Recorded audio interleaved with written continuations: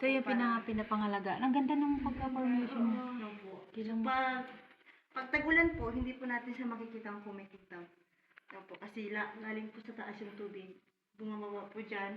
Hanggang dito po. Ang kintab, oh. Opo, pero pag tag-init, so yan po. Dahil po yan sa minerals. Mineral. Opo. So, wala po kaming ginto dito.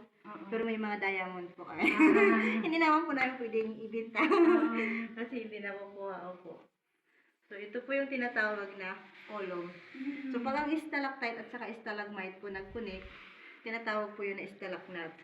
Pero dahil ito po ay sobrang laki niya na po, so tinatawag na po siya na column. Column. Opo. Ito po, sa baba niya po. Ano nagkukos ng shimmering niya, ate? Dahil po sa minerals. Ay, grabe, Opo. oh. Tapos yung kanina, di ba parang magtatagpo pa Opo. sila? So after a few years, magiging Opo, ganito few na yung years pa popular. lang po yung ma'am. Kasi